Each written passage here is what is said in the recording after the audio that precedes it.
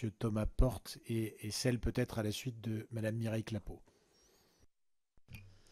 Merci Monsieur le Président, Monsieur le rapporteur, Monsieur le Ministre. Je vous remercie d'être là pour répondre à notre question sur un sujet qui est majeur. Je vais être rapide, j'ai 3 questions. Donc vous nous expliquez qu'il y a une ambition de report modal, de passer de la part modale de la développer de 9 à 18%, ce qui est une ambition que tout le monde partage. Moi j'aimerais savoir comment on fait alors que le plan de discontinuité il va supprimer 263 conducteurs à fret SNCF. Donc vous ambitionnez de passer à 9 à 18% en liquidant une partie des conducteurs de fret SNCF aujourd'hui. Donc c'est-à-dire que vous proposez de faire plus avec moins de moyens pour l'opérateur public historique.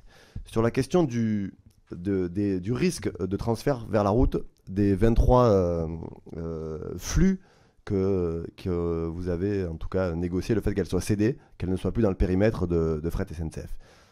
Donc vous pouvez nous confirmer que vous avez des garanties que ces 23 flux vont rester sur le rail au lendemain de la procédure ou pas?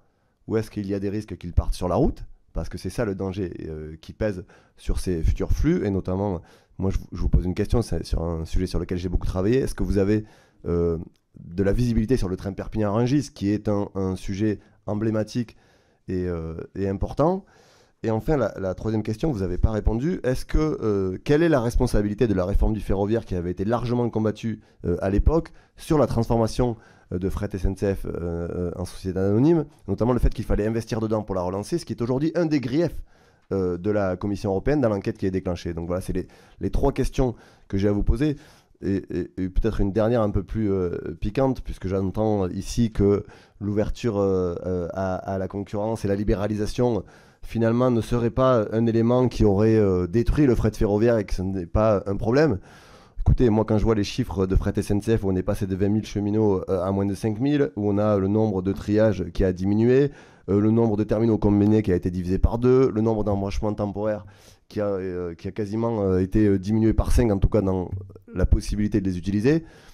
Aujourd'hui, est-ce que pour vous, il n'y a pas quand même une chose, c'est que la libéralisation, elle a eu un impact sur le transport ferroviaire public en France? Et est-ce qu'il ne faudrait pas faire différemment, puisque on a depuis des années l'expérience de la libéralisation et on voit que ça n'a pas marché, on voit que ça a eu un impact négatif sur le transport de marchandises, sur les conditions sociales des salariés, sur notre réseau ferré.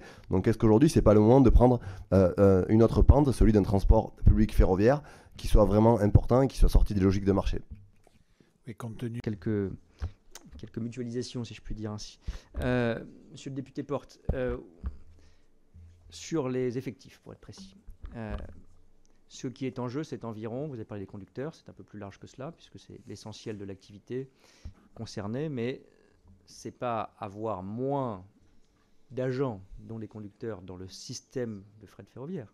C'est, ça je l'ai dit, environ 10% des emplois de ce qui est aujourd'hui l'opérateur fret SNCF qui ne seront plus dans le nouvel opérateur ferroviaire public. La dénomination n'existe pas encore. Donc on ne fait pas avec moins. On fait avec des conducteurs et des agents, c'est 236 conducteurs et à peu près 400 agents au total, qui doivent rester dans le système du fret ferroviaire, qui ont peut-être en effet chez d'autres opérateurs, et s'ils ne trouvent pas de solution, c'est l'engagement social que j'ai pris, qu'ils puissent rester dans le groupe SNCF et revenir à l'activité de fret, dont nous espérons, par les investissements que nous menons, qu'elle se redéveloppera, notamment la gestion capacitaire. Donc il ne s'agit pas de supprimer dans l'ensemble des opérateurs de fret ferroviaire des effectifs. Il ne s'agit pas de faire de faire plus avec moins. L'idée, c'est exactement ce que dit Madame la députée Clapeau, c'est que l'ensemble de ces compétences, de ces personnels, restent dans le système ferroviaire. Ils sont peut-être chez un autre opérateur, ça c'est possible, mais qui doit être un opérateur de fret ferroviaire. Bon. Donc, vous me disiez, est-ce que c'est compatible avec l'ambition de développement du fret ferroviaire? Oui, bien sûr, parce que le but, c'est d'éviter le report modal vers la route. Le but, c'est d'éviter le report modal vers des camions. Et quelle est la meilleure façon d'éviter le report modal vers des camions? Je l'assume et je le pense profondément. C'est évidemment d'investir et de soutenir en évitant d'avoir le même problème dans 5 ans, donc avec des aides légales, investissement, exploitation. Mais c'est aussi d'aller vite pour qu'un chargeur ne se dise pas, est-ce que dans 6 mois, dans 9 mois, dans 18 mois, j'ai encore une entreprise de fret ferroviaire qui me permet le transport? Qu'on lui dise vite, oui, vous avez un opérateur de transport ferroviaire qui peut être l'opérateur succédant à fret SNCF, selon les cas, ou un autre. Donc on ne supprime pas du système de fret ferroviaire 400 agents. Et je pense même qu'il faut aller plus loin. Il y aura des garanties qui seront précises pour que, dans certains cas, il puisse y avoir une sous-traitance d'un opérateur à l'opérateur ferroviaire public.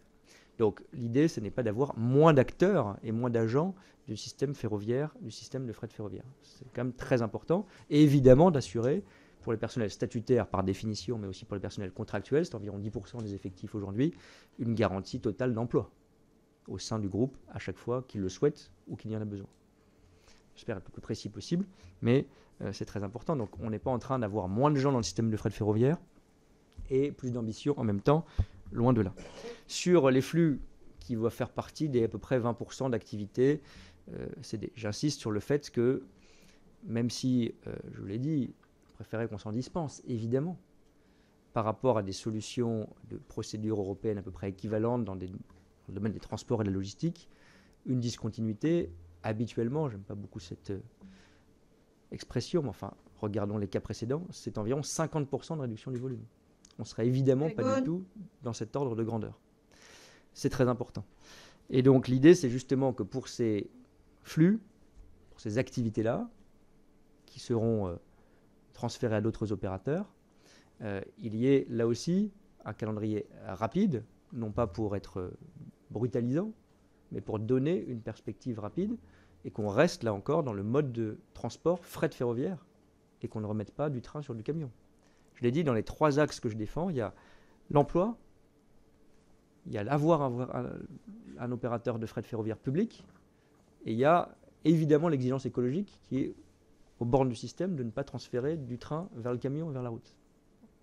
Et donc, les choses ne sont pas faites. D'ailleurs, ce n'est pas moi qui vais le faire, mais les cessions ou les transferts doivent se faire rapidement pour que ce soit d'autres opérateurs de fret ferroviaire et pas d'autres opérateurs de fret dans d'autres modes de transport qui récupèrent cette activité, pour être le plus précis possible. Dans ce cadre-là, il y a un cas emblématique, je sais votre attachement à ce train, le train des primeurs, comme on l'appelle, le Perpignan-Rungis. Là aussi, on a eu l'occasion d'en discuter, je veux quand même être précis. Évidemment, ce train, il est soutenu par l'État, il continuera à être soutenu par l'État, et d'ailleurs, preuve qu'on reste dans un cadre de régulation publique, il a besoin de subventions pour fonctionner, mais j'ai aucun problème avec ça. Il faut l'assumer parce qu'il rend des services écologiques essentiels. Bon, donc on assume de faire fonctionner notre système ferroviaire avec des subventions, y compris le fret, y compris quand c'est un opérateur qui n'est pas forcément fret SNCF. Le train des primeurs, pour en faire l'historique en 2 mots, c'est nous, je n'ai pas ministre des Transports, mais la majorité actuelle, le gouvernement de Jean Castex, qui l'a relancé, sinon il n'existerait plus, en mettant 12 millions d'euros sur la table pour subventionner son activité parce qu'il est important et parce qu'il est aussi symbolique et emblématique, assumons-le. Et de toute façon, c'est un système qui fonctionne par appel à manifestation d'intérêt, pardon pour les termes techniques, réguliers. On devait le faire en 2025 de mémoire, c'était prévu comme ça. On le fera en 2024 compte tenu de la situation nouvelle. Mais je l'ai dit, je m'y suis engagé et je l'ai même prouvé par un appel à manifestation d'intérêt que j'ai relancé, que mon ministère a lancé, je crois, à la fin du mois d'août. Nous faisons appel à un opérateur avec subvention d'État pour que le train des primeurs continue à circuler. Et donc oui, le train des primeurs, avec des subventions publiques, légales, continuera à fonctionner dans les années qui viennent. Je ne sais pas qui en sera l'opérateur, c'est l'objet de l'appel à manifestation d'intérêt. Donc on peut débattre de trouver que c'est une mauvaise chose que ce soit tel ou tel opérateur. On verra l'issue de la procédure. Mais en tout cas, la garantie que je prends devant vous, c'est que ce train continuera à circuler. Nous l'avons relancé, ce n'est pas pour l'abandonner. Il a connu des difficultés en début d'année. Une technique, c'était un déraillement à Carcassonne. L'autre, disons-le franchement, social, qui est les mouvements de grève. Je la respecte, mais c'est un fait. Nous avons relancé dès le mois de mai et il continuera à fonctionner avec le soutien de l'État par cet appel à manifestation d'intérêt. Sur la réforme de 2018, la loi ferroviaire. Là aussi, soyons très précis. Je pense que son premier impact, sur le fret en tout cas, ça a été, les chiffres le démontrent, de remettre en situation de viabilité économique fret SNCF. La réforme de 2018-2020 n'est pas étrangère aux résultats positifs, il faut les consolider, les positifs que nous connaissons, je les ai rappelés, le président Valence les a rappelés, de fret SNCF et de la part modale du fret par conséquent. Donc le premier impact de la réforme sur ce sujet, c'est que ça nous a fait passer d'une situation où chaque année l'opérateur était en déficit, avant la libéralisation, j'insiste, avant la libéralisation, à une situation où il ne l'est plus, Et on le doit évidemment aux agents de la SNCF et de Fret SNCF, hein, qui ont fait des efforts considérables, vous le savez comme moi, je le sais, mais qui portent leurs fruits. Quand on fait des efforts vains, c'est un peu frustrant. Quand on fait des efforts qui portent leurs fruits pour l'activité économique, on le voit. Et c'est aussi un effet de cette réorganisation et de cette réforme. Ensuite, il y a deux points techniques, pour être tout à fait précis. Il y a eu, vous le savez, un transfert de dette de l'unité à la SA. Ça fait partie des examens ou des griefs qui sont examinés par la Commission européenne, mais ça ne change pas la situation économique et l'appréciation globale que porte la Commission. Et il y a un deuxième point technique précis qui est dans la lettre et dans l'examen, l'investigation de la Commission, c'est que sur les 5,3 milliards d'aides qui sont reprochées, je le dis comme ça, il y a très précisément 170 millions d'euros qui datent de l'après 2017. Je vous dis tout, c'est de toute façon dans le domaine public. C'est une toute petite partie. Si on n'avait pas ce problème de 170 millions d'euros, dont nous contestons l'illégalité, mais on aurait quand même 5,1 milliards, j'arrondis, qui seraient en jeu. Donc le sujet n'est pas là. Le sujet, c'est est-ce que, oui ou non, on attend, et est-ce que, oui ou non, on est capable, le cas échéant, de rembourser 5 ou 5,3 milliards d'euros. C'est ça le sujet. Et comment on répond à cette menace. Voilà. Donc je vous partage exactement les contenus du calendrier que la Commission européenne a mis dans sa procédure ouverte en janvier dernier. Sur la libéralisation, pas tout à fait l'objet, mais enfin, vous me posez la question, on peut être pour ou contre la libéralisation du fret, ça a été un débat européen. Moi, je ne vais pas dire que c'est la faute à Bruxelles. La France, ces gouvernements de l'époque, qui ont été de majorité successive d'ailleurs, ont participé à la discussion et l'ont accepté. Bon. Ce que je constate simplement, c'est la situation était très dégradée avant la libéralisation. Je crois qu'on peut convenir de ce point. Donc en tout cas, même si vous pensez que la libéralisation a eu un mauvais effet, ce n'est pas la libéralisation ou l'ouverture à la concurrence qui a créé une situation où Fret SNCF, ce qui est devenu Fret SNCF, était en situation de déficit, c'était bien avant. Et le recul massif de la part modale, on l'a rappelé, c'était bien avant. Bon, donc en tout cas, ce n'est pas du tout le facteur déclencheur. Entendons-nous au moins sur ce point. Deux, quand je regarde la situation des autres pays européens soumis aux mêmes règles, il y en a qui ont une part du fret qui n'a pas décroché, qui a même augmenté. Il y en a, ça dépend de beaucoup de facteurs, hein, une structure industrielle aussi parfois. L'Allemagne a une tradition de fret ferroviaire plus grande que la nôtre. Peut-être ils ont mieux investi dans les infrastructures. Ils ont aussi une industrie qui a moins reculé que la nôtre, soyons clairs. Ça permet d'avoir évidemment plus d'activité économique pour le fret ferroviaire.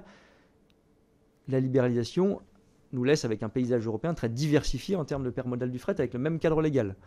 Donc à tout le moins, on peut avoir un débat sur la libéralisation qui nous occuperait un long moment, mais accordons-nous sur le fait que les problèmes ont commencé avant, bien avant, qui se sont d'ailleurs ils n'ont pas augmenté après, puisque j'ai dit, la part modale du fret est stable depuis 2006 à peu près, elle remonte maintenant, à cadre légal identique, donc c'est possible, et que d'autres pays ont fait mieux que nous, avec moins d'aide d'ailleurs.